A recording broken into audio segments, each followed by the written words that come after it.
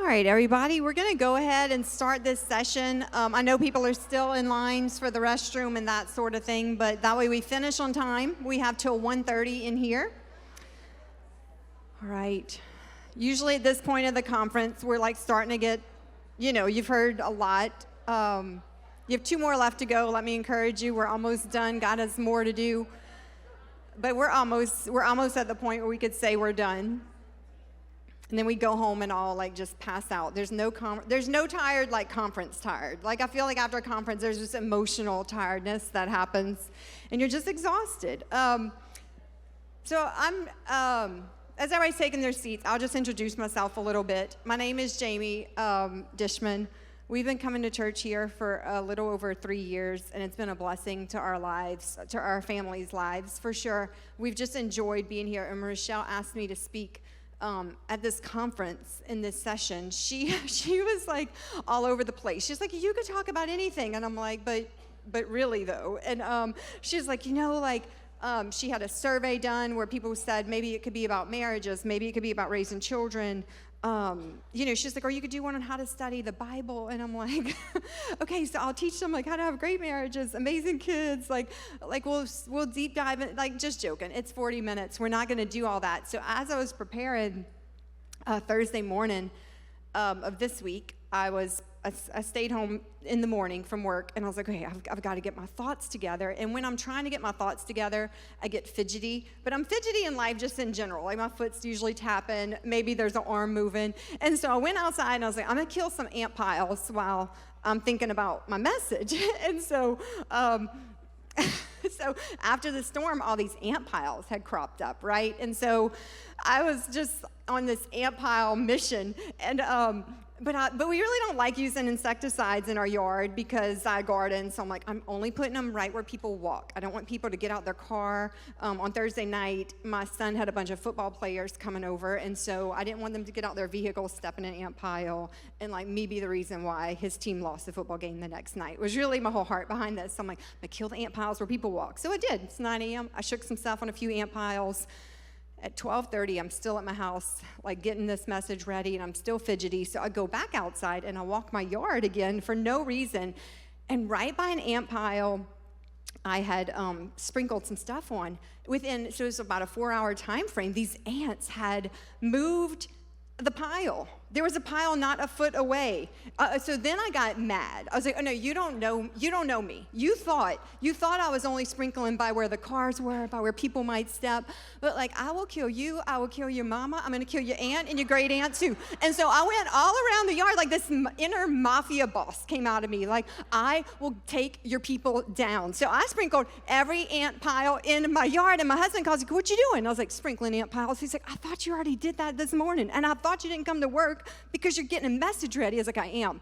And he's like, I will never for the life of me understand you. But then I thought, there's this Bible verse about the ant that my sister, my brother, my parents, we all have memorized, because one time we were camping, and my parents used to have camper church. Like if you couldn't find a real church to go to while you were camping, because sometimes we were out in the boonies and we didn't even have cell phones back then. If we didn't pass by a country road church, we had camper church. And so my dad preached this message to us for like 30 minutes about Proverbs 6:6. Go to the ant, you sluggard. Consider her ways and be wise. And I'm like, Lord, is there a hidden message in this? My dad's hidden message at that time was probably like, I'm raising lazy kids. Get up and do something with your life. And this day I was thinking though, if there's one thing we're not worried about becoming extinct, it's these red ant piles that crop up. Like no one's concerned about the endangerment of the red ant population in South Louisiana because they're so busy being about the business of doing what they know to do. And the Bible, like in Proverbs 6:6, we have that verse for the screen. It says, go to the ant, you sluggard.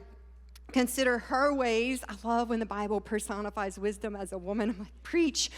Consider her ways and be wise. Because here's what they're doing. They're preparing now during the summertime for the harvest that's going to come way down here. And those ants that I was so mad at in my yard reminded me of who we're called to be as women who are living lives on purpose.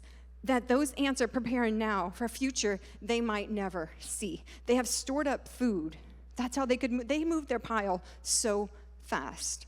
Like, I was mad, but it's amazing too. They were ready. They were ready for me and my little shaken poison that I put on them. They might not have been ready for round two. But as women of God who are saying, how do I make all of this mess that I'm in matter? How do I have a faith that endures for generations? We're considering the ant. We're staring at these ants saying, let's look at them and become wise. They're ready. They are people on purpose. And the message today is enduring faith.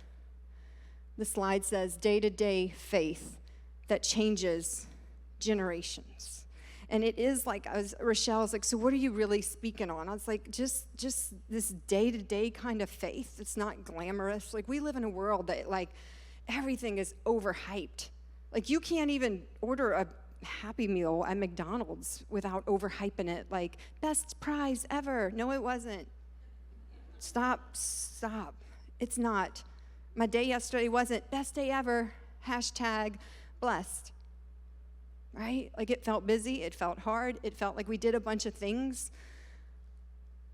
And so then what does that look like to be women who walk out a life of purpose, who are changing generations day by boring day, that you could walk out of here and say, I've made a difference for generations to come. So I have here today a reminder for me of I can barely lift this with one hand. This is ridiculous. This is my great-grandfather's Bible commentary. It was published in 1876. And so it's a commentary on the Old and the New Testaments by Jamieson Fawcett Brown. And when my grandfather, actually it would have been when my great-grandmother passed away, they took this from their home and they gave it to my sister. But at the time, she wasn't married and didn't have a house, so I stole it. And I was like, I'll just keep it for a little while. And here I am, like 20 years later, and I think she's forgotten about it. So if you know her, don't remind her, because I really like it. Because it reminds me that something has been passed down that mattered. That there were probably so many things in my great-grandparents' house. They lived in Ohio. Funny story is that my great-grandfather pastored a church his whole life, and my dad, he came down to South Louisiana. He meets my mom. He works in the oil field. They were not saved at that moment, and my great-grandfather would come down to visit. He's a pastor. Like, you would think, like, he would be witnessing to my mom. No. Dude lived in her house for 2 weeks and wouldn't even talk to her because she was Roman Catholic, and like literally would be in her house and wouldn't say a word to her because she was a different religion. And so you're like, well, why are you holding on to something that's a little complicated? Because isn't that what our real faith walk looks like?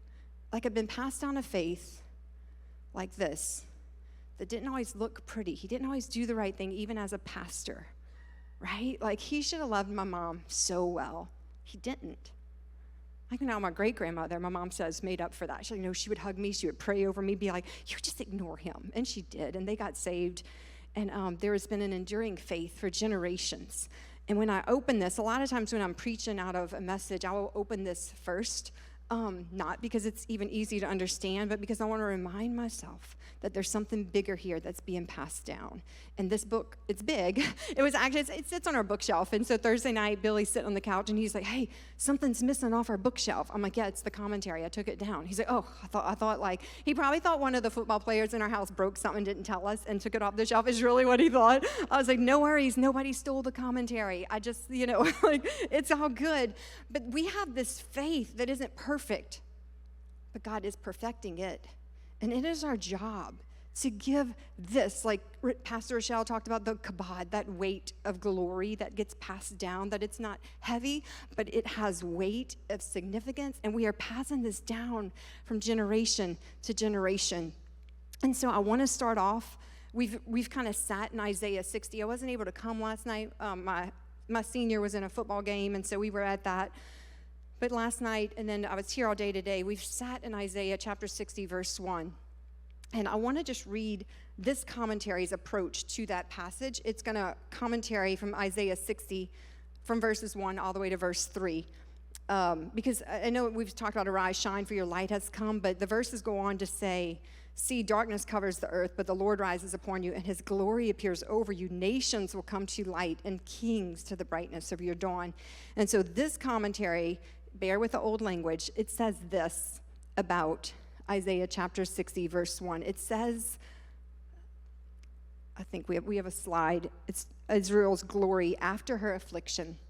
It says that these words would have been an ode of congratulation to Zion on her restoration at the Lord's second advent, to her true position as the mother church from which the gospel would be diffused to the whole Gentile world.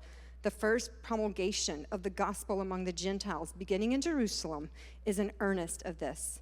The language is too glorious to apply to anything that has yet happened. And it breaks it down. In the next slide, it says this, arise. That would be arising from the dust in which thou hast been sitting as a mourning female captive. Shine, impart to others the spiritual light now given thee. For the glory of the Lord is not merely that Shekinah or cloud of glory such as rested above the ark in the old dispensation, but the glory of the Lord in person has risen. And those are a bunch of old words from the 1800s that simply say this, that these words in Isaiah chapter 60 were to Israel, a nation who felt forsaken by the God who had always called her his own, that she sat in the ashes. All of Isaiah describes Israel sitting in the ashes as a female captive. Can I explain to you for a minute the difference between a male captive and a female captive by the Assyrians, who is primarily, and the Babylonians who took Israel captive? See, male captives, we think of those kind of captives like like Daniel in the lion's den, maybe Joseph. He was a male captive by another nation, but he rose to power. He had opportunity. Female captives, though, when you were taken captive as a female by people like the Assyrians, you had one purpose for them and one purpose alone, and it was dark and hurtful, and often happened day after day after day by whatever man from that country chose to use you. And here God says Israel is a female captive. Rise from those ashes, for the glory is coming. It's prophetic because she's still in the ashes. And he prophesies. Isaiah says, your glory through the Lord is coming. And in this commentary, it describes this passage as an ode. And I'm like, what is an ode, right? It's like a majestic poem. So Isaiah prophesies these dreadful things that will happen to Israel because of who she was and what she'd become and how she had turned from the Lord. And he says, but this passage is like an ode, a giant celebration of who you're going to be. Not right now, but I need you to look toward the future of who you're going to be. That you would believe in this vision, endure your present hardship, and through the power of God, you're going to bring this vision into reality. I'm going to say that again. Believe in the vision. Endure your present reality. And then through the power of God, bring this vision into reality. Bring it. This is a call to Zion. Like whenever you see her Zion, that's God's like favored people in the Bible. Israel, Zion, similar. And like, this is a call to Zion to not simply listen to the prophecy, but to do something about it. You have listened all weekend long. Some of you were here all last night, and you're here again listening. And this is a prophetic call saying, now do something about it. Because see, I don't want to miss out on how I can be a part of what God is doing, because he's always up to something. If you look, he's moving. We told our kids that at the beginning of this year, this school year, this summer, as we were approaching, and I said, one of my girls in particular had some discouragement with a friend, and I said, you keep asking her to come to church, to different events. She doesn't. I said, move on. You've asked her 20 times. Like, there's time to ask again and again and again, but sometimes love her well, be her good friend, but ask somebody else. And my daughter did, and she came crying the other night at Dive, like 2 or 3. She said, Mom, like, this is, God, my friends are here. They're at the altar. This is what we've prayed for. And I said, you're right. Keep asking. Keep praying that God would show up. Do something about the vision that God has placed in your heart until it becomes reality. And so there was a man who wrote maybe the most famous ode of all time. And he had a vision, right, in his heart to create an ode, and his name was Beethoven. And so maybe some of you, if you're like a music geek, you know where I'm going. But maybe even if you're not a music geek, you still know where I'm going. So Beethoven is a brilliant symphony. A brilliant musician and a brilliant composer of symphonies. And he's composing and writing. He's well known. But he gets diagnosed with, they don't even know quite what. But anyway, he gets deafer and deafer and deafer. Like he cannot hear. Music is his career. Writing music in particular is his career, and he cannot hear. And by the end of his life, he's writing in 1822 to 1824 what we now know would be his last symphony, known as the Ninth Symphony. It took him 2 years to compose this symphony. And in it, he wrote an ode, a joyous celebration, and it's called an Ode to Joy. And in it, here's like the craziest things, that he was there when it was performed. It took him 2 years, and it was performed in Vienna in front of a very large crowd, and Beethoven was there. And they allowed him to conduct the orchestra to a symphony that he had written, he had dreamed of, but that he could never hear. And one of the violinists said this, that Beethoven himself conducted, that is, he stood in front of the conductor's stand, and he would throw himself back and forth like an absolute madman, just rocking. And at one moment, they said he would stretch to his full height, and the next he would crouch to the floor. This violinist said he would flail his arms about as though he wished he could play all the instruments and sing all of the chorus parts. He said, but actually, the actual director was Louis Duport, and we musicians followed his baton only. Beethoven was just there conducting a symphony he could not hear, that he had worked his life for. And so I want for a moment for us we have a video clip of his symphony, a 2-minute clip of his symphony being played, and I just want to play it, and we'll come back after that.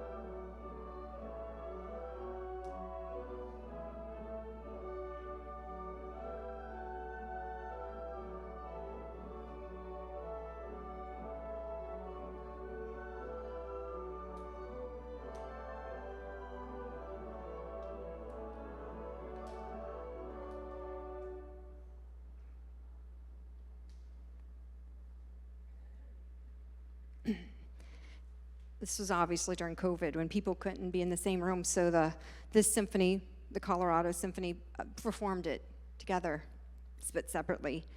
200 years later, here we are, listening to a deaf man's symphony, played by musicians who weren't even allowed to be in the same room together, that this composer, Beethoven, believed would be incredibly beautiful, even though he never once heard it played. Let's pray. God, we love you. We want that to be what we're known for, is our deep love for you, a devotion that isn't perfect, but God, it's there. We're not quitting. We're not going to be women who quit. We're going to keep marching. Give us strength. Give us courage. Help us to find you in Jesus' name. Amen. Because doesn't that sound like Hebrews? Doesn't that sound like a verse you've heard? Beethoven, believing something's going to be beautiful even though he never heard it played. Doesn't it remind you of Hebrews chapter 11, verses 1 and 2, which says this? It says, now faith is the substance of things hoped for, the evidence of things not seen. For by it the elders obtained a good testimony. The Message says it like this: the fundamental fact of existence is that this trust is in God. This faith is the firm foundation under everything that makes life worth living. It's our handle on what we cannot see. The act of faith is what distinguished our ancestors and set them above the crowd. This act of faith is what distinguished our ancestors. And Hebrews goes on to list all of these people in something we know as the Faith Hall of Fame. But what sets them apart is this testimony. For by their faith, the elders obtained a good testimony. And when I looked it up in, it always makes me laugh, in the Strong's Concordance, because they sell a concordance that is called just the Strong's. Like, why would you even buy it? Like, just buy the Strong's. Like, if you're gonna, I don't know. Some things like that just get me. I'm like, who would buy just the Strong's if you could buy the Strong's? So in the Strong's Concordance, it said this about this word testimony. The definition would have been to give testimony, to commend, to speak well of, to vouch for, to bear witness, that their faith was borne witness to by their actions. And so I was like, okay, that's good, because in Revelation, there is this, like, Revelation is, in the book of Revelation, there's a chapter 12 that describes a dragon fighting with a woman that a lot of people believe to be that John would have had a vision of what had already happened with Jesus when Mary gave birth to Jesus. There's a dragon, a lady giving birth, the dragon trying to attack it. And in this chapter, it says this verse about testimony. In Revelation chapter 12, verse 11, it says, and they have conquered him by the blood of the Lamb and by the word of their testimony, for they loved not their lives even unto death. And so here's the thing, in Hebrews chapter 11, when it talks about their testimony, their faith, that's a very specific list of people that it talks about. Like, it goes on and it talks about the faith of Abraham. It talks about the faith of Isaac, of Jacob. There's these fathers of the faith that it lists for us. And in Hebrews 11, their faith and their testimony is for those people. They're saying, look to them, because they were people of faith who it lasted and it endured. But in Revelation chapter 12, the Bible blows open the doors and says, now this time it's your turn. That you would overcome by the blood of the Lamb and by the word of your testimony. That passage in Revelation is a telling of the past, but it's for the present, and it's a hope for the future. That in this chapter of Revelation, it's not just saying future events. It's saying this has already happened. Mary's already given birth. You've got to live a life of testimony now, and we will overcome. That it's past, present, and future. That your testimony, your act of faith, that walking out your faith would be the thing that matters the most in this. Because that word testimony is as closely related to testimony as you can possibly be in the Bible to that other Hebrews word of testimony. That the faith of those fathers of the faith and our testimony, we are invited in. God says you're in this story. It gets to be your testimony. It gets to be your faith. That Revelation 12 would say, this time it's your turn. That your testimony could forever change a lineage behind you. You know, because I spoke about my great-grandfather, but here's the thing. I didn't even know him. Like, I was young when he passed away. He lived in Ohio. I didn't know him. I have like 2 very blurry memories of him. But you know who I do know? My mom, right? Like, she stood in the gap for me and my sister and my brother. Because she's a first-generation Christian. And she broke some things. Like, I'm not an alcoholic because my mom said, not my family. Not today. I'm here because my mom stood and said, I'm going to raise my children in a way that honors the Lord. And she changed generations, because guess what? I'm serving the Lord, my sister serves the Lord, and my brother serves the Lord. And you know what? Our children are going to serve the Lord too. They don't even know it yet sometimes. I'm like, y'all don't know this because you need to get saved. But you will serve the Lord. And I'm going to stay on my knees until you do, because God answers the prayers of a mother's heart. Don't you ever doubt that for a second. Like, y'all, really, he does. And God changed my family's life, where there was sexual abuse and alcohol addiction and physical abuse. Guess what's not in my family today? None of those things. Like, my children don't even know what it feels like to walk into a home that's aching with hurt. They have no clue. And I tell them that sometimes, like, y'all don't even know. Me and my husband got into a fight last Saturday, and like, it was probably one of our top 5. Let me just be honest about that. And like, we're in the garage. He's trying to get us to clean the garage. He wasn't cleaning the garage. I wanted him to clean the garage. Like, yeah, like, so like, I was just like, oh, it's so aggravating. He's like, just get out. He like yelled at me, raised his voice, and it's like, just get out. And I'm like, I'm not getting out. Like, it was so childish, okay? Like, just know this. But the best part about our fight is this. Like, all my kids were home and 4 of their friends. So there's 8 people in my garage listening to me and my husband act like 2-year-olds, okay? And it lasted like about 3 minutes, but I was mad, so I was just gonna slam stuff around in the garage too right after that. And so then, like, we go on with our day, and like a day or 2 later, my husband and I really talk about the underlying reason why I was so mad in the garage. He thought it was about cleaning the garage. I was like, it wasn't about cleaning the garage. So the way you talked to me for 6 months, and he's like, Lord have mercy, you know? And so we'd hash it out. And the next night is Wednesday night, and I'm like, man, like, I'm going to apologize to our kids and their friends, too, because, like, my son, Aiden, was like, Mom, he casually came in the garage during our fight and said, yeah, way to be good examples, guys. And I said, get out before I yell at you, too, like I'm yelling at your dad. And so I'm like, get out, and so all his friends coming after school on Wednesday, and I sit them all down like Marvin, Simeon. Hey, they're like football player guys, and so I'm like sitting them down. They're like, Miss Jamie about to sit us down again, because and I'm like, hey, I just like, all my kids were there except Eli. He's back at LSU, and I said, I just want to say I'm sorry. Like, I know y'all heard me and Mr. Billy fight, and I just want to say, like, that's not how we should have reacted. I was angry, but there was a better way to handle my anger than me just slamming things around the garage. And like, they were really cute and precious, and they're like, oh, we all came inside and talked about y'all. And I said, what did y'all say? And Bella's like, we were saying how long it's gonna take before you apologized. And I was like, it took me 4 days. That's fine. And then she said, and then one of the boys was like, man, he's like, I know y'all sorry, but like, I seen way worse fights than that happened. And I was thinking like, but like in our world, it was a big deal. It was just so stupid, right? Like, the dumbest thing. And like, of all people, Aiden to come and tell me that I'm not being a good example. I'm like, you better get out now. Like, if you know him, you know. If you know, you know. I'm like, you get out. But here's the thing.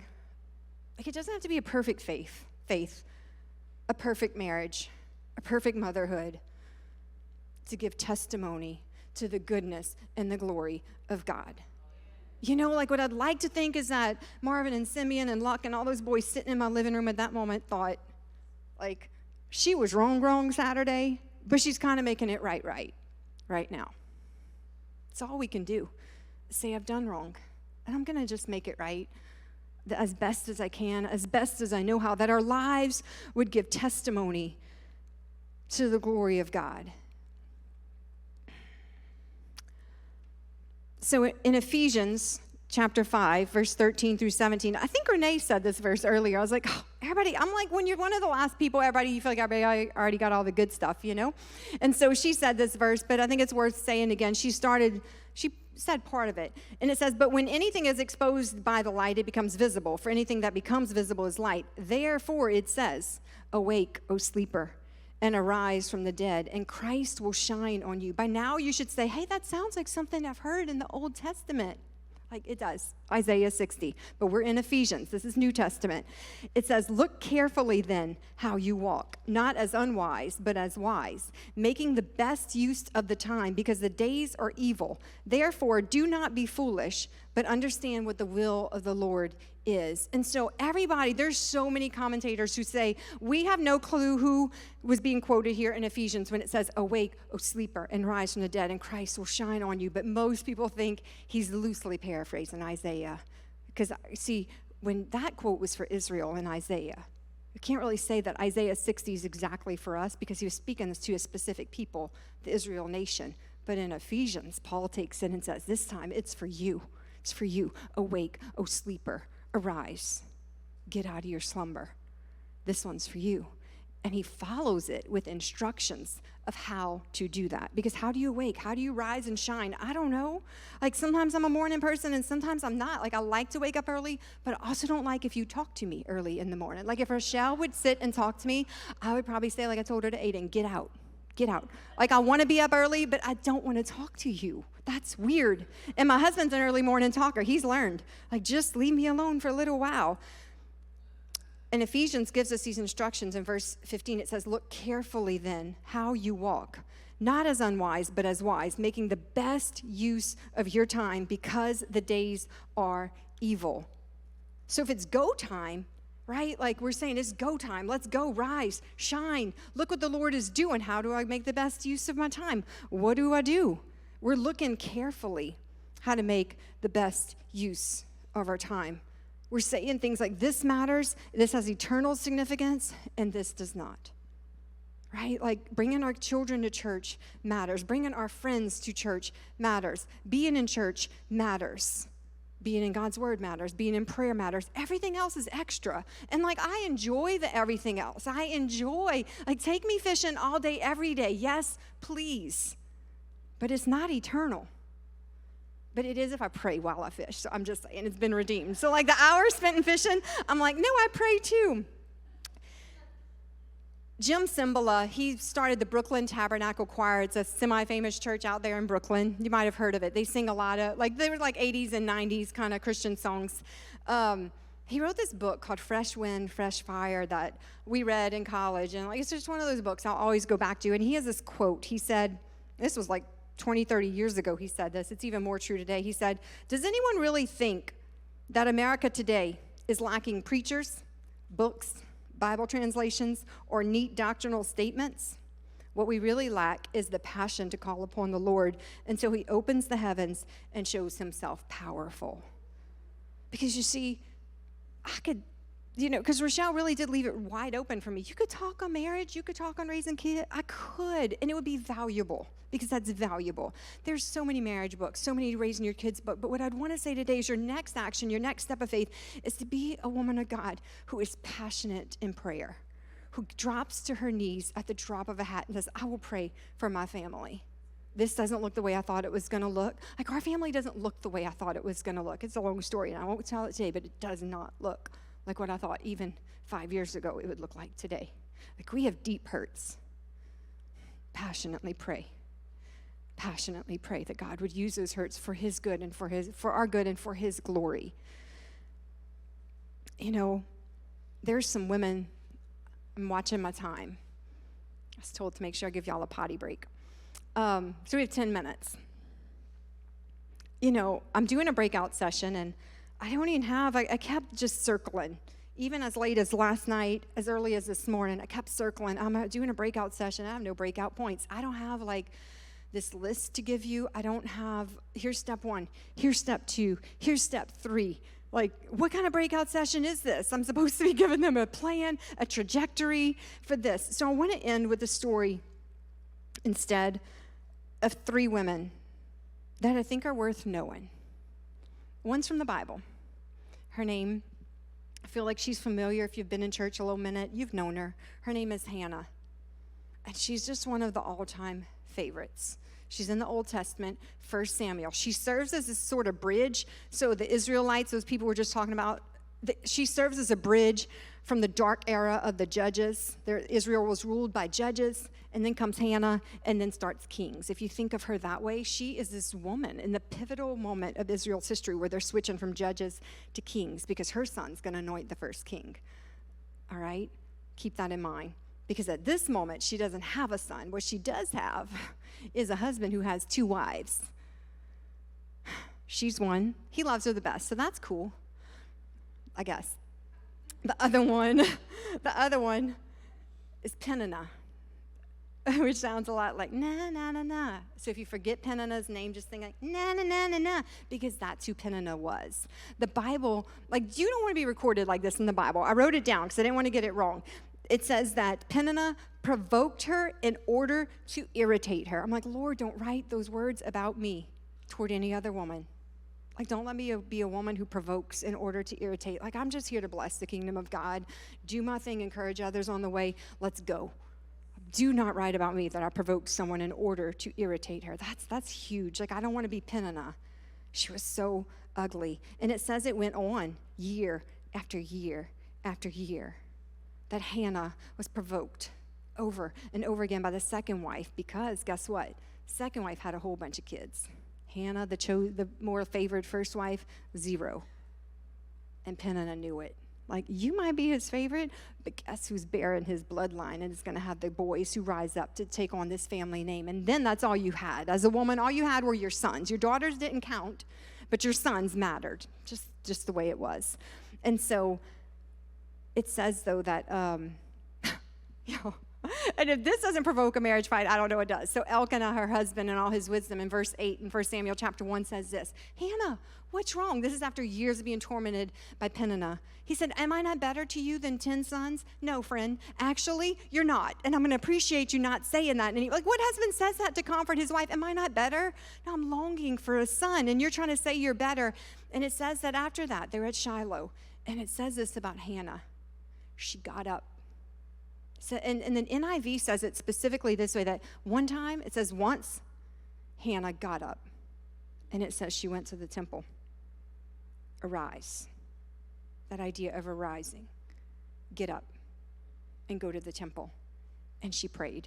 So much so that the current priest there thought she was drunk because her prayers were so passionate for a son.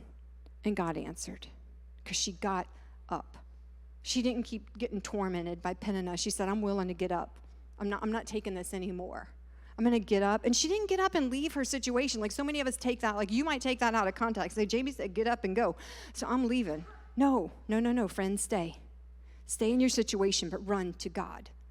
Some of you need that word. Stay where you're at. Endure the current hardship, but run with all your might to Jesus Christ. Get on your knees in passionate prayer, the kind of prayer that your neighbors might be able to hear, because that's what she did. The priest thought she was drunk, and she's like, no, I'm not, I'm praying. And her son would become the priest who anointed the first king of Israel, her son, Samuel.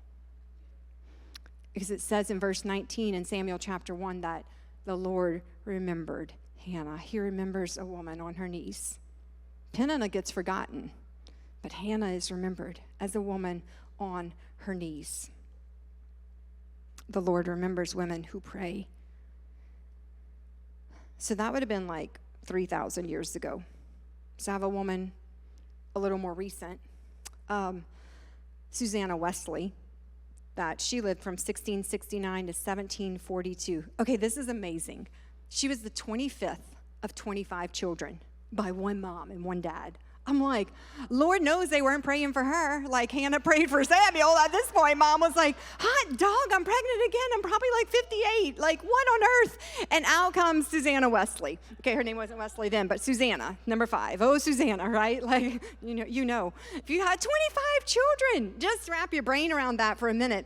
Okay, so anyway, this 25th of 25 children, Susanna, she gets married to a man that she wrote letters to. And after she gets married to him, she realized she didn't know him at all, because sometimes writing letters, you could write whatever you want. And this man turned out to be not the best man. He actually, once Susanna starts having her own children, and he leaves her, left her and her children for a year. Their house burns down. They're beyond impoverished. History records her as being beyond impoverished. He actually comes back when the house burnt down, and then the house burns down again. he punishes one of their own children who did some wrong by making Susanna's daughter, this husband does, makes her marry like this gross old man that he knew would treat her bad. Wow, that's a great punishment, Dad. Like, what on earth, right? But Susanna, she had 9 children herself who died in infancy. She winds up having 3 sons, and she has 7 daughters. So she has 10 children who live, but she birthed 19. Yeah. And so her children, those 10, record her as being a mom who would be in her kitchen with her apron. She homeschooled her children. She gave them all education. She was primarily responsible for the schooling of her children. She taught them the Bible. She taught them theology. She taught them world history. That they said that sometimes, though, my mother, Susanna, would put her apron over her head, and we knew that to be her time of prayer, and we knew not to bother her. And I'm like, it was either her time of prayer or she was about to, like, lose it on all 17 of you kids in the house, or however many 10. She had 10, sorry. But, like, they said we knew her to be a woman of prayer, that she taught us everything we knew. She taught us theology. She taught us the Bible. She would open it and teach us. Their dad was in and out, and then got their family deeper and deeper in debt. Long story short, she had 3 sons. One of them winds up dying. Her 2 sons, Charles and John Wesley, you might have heard of them. They started the greatest revival in the history of revivals. So they visit America where this George Whitefield guy is creating and stirring up a God-driven revival that America desperately needs. And her sons come back to England where they're living, John and Charles Wesley. And they start the Wesleyan revival. Out of it is birthed the reform of the church. Out of it is birthed the stop of slave trade in England right then. And they were trading, so they had English slave trade. William Wilberforce comes out of that. John and Charles Wesley, a lot of people credit them with saying that Wesleyan revival was the largest revival known to man. And that mama prayed. That mama prayed. You still sing some of Charles Wesley's hymns. You don't know you do, but hark the herald angels sing. That's him.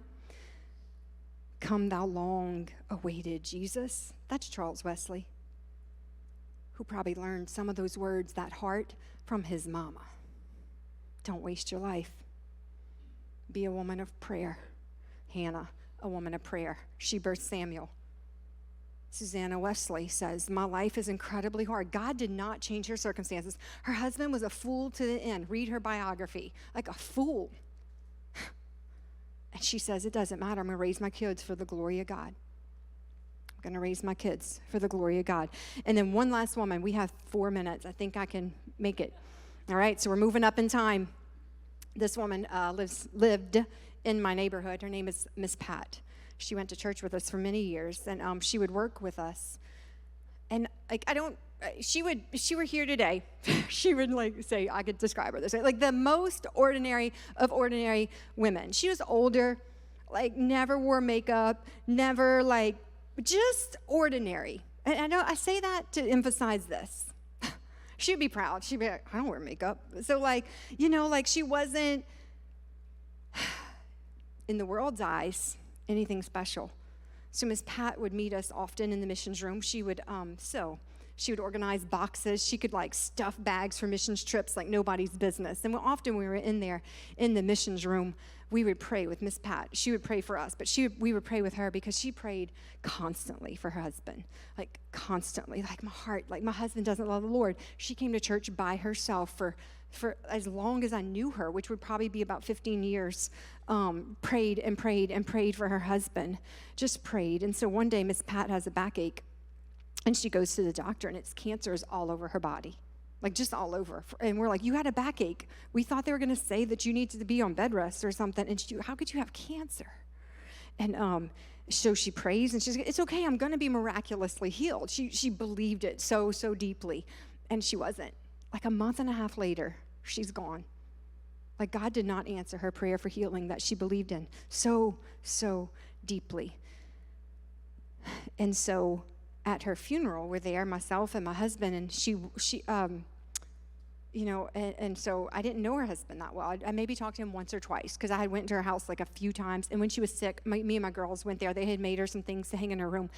And her husband comes on. He's like, Jamie, you're Jamie, right? I was like, yes, sir. Yes, sir, Mr. James. Because they're just precious. And he's older. And I was like, yes, sir. And he's like, I have this letter for your girls from Pat. I was like, oh, okay. She was thanking them for drawing those pictures. Would have been 7 or 8 years ago. And I was like, okay. So we get home and I read it to my girls. And it's like, girls, I love the pictures. Thanks for this. And the letter ends like this. It says, I pray that you will always.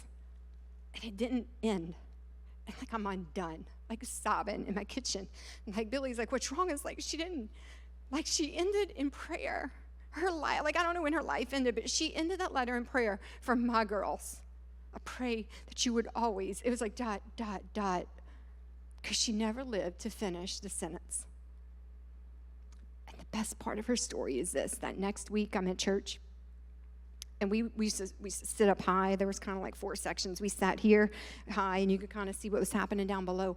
And y'all, Mr. James walked through the doors of the church the very next week. And like, y'all, there were about 5 of us in the church who we're like elbowing each other, like, yo, Mr. James. And so I went run to this lady, Miss Teresa, and I'm like, Mr. James is here. He never misses. He's so faithful to church and to the Lord. He joined a men's Bible study for like 80-year-olds. And I'm like, Mr. James, why didn't you do this when Miss Pat was alive? But she prayed prayers that she never saw answered on this side of heaven. And now Mr. James, and if you know them, you know this story, like I tell my kids all the time, you're going to pray prayers that you never see answered, but don't think that God has forgotten them, that your life might end, but your prayers go on. You might not be here. Understand that. Miss Pat was not here to see the glory of God fall on her husband. But she believed that it was coming. And she believed so deeply in this physical healing. But let me tell you this, the heart healing that happened to Mr. James was way better. Way better. And I don't know why it happened the way it did. Why could that man not have walked in church while she was living? I don't know. But the glory of God was there.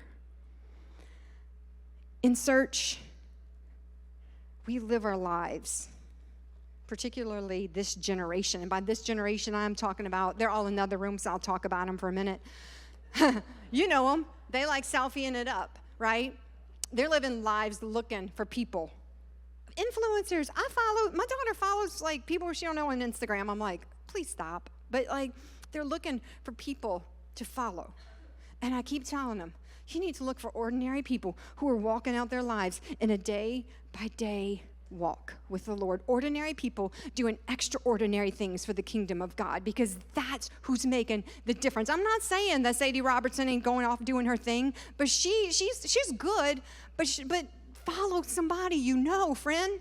Follow somebody that you've seen walk this path. And so I'm going to pray over you as we end. Jakeem asked me earlier, he's silently flipping my signs. He's like, you going to have any like crazy stuff in your message? I was like, what do you mean? He's like, like an altar call that wasn't planned. I think that was Rochelle's altar call that nobody knew about. Like, like people have been throwing stuff in him all day. I was like, no, I'm just going to pray it in. And so that's my promise to him. But like, I want to pray over you. Some of you are first generation home changers. That's huge. Like, I will testify, that's huge.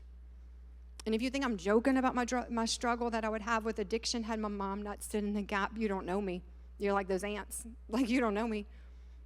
I would be addicted, friend. Like my personality, my genetic makeup, I would be in an alcoholic hole that you couldn't dig me out of. But my mom said no. Are you a mom who says no? Are you a wife who says this stops here? Are you a friend, a coworker? Yeah. Because you know who invited my parents to church when they weren't living for the Lord?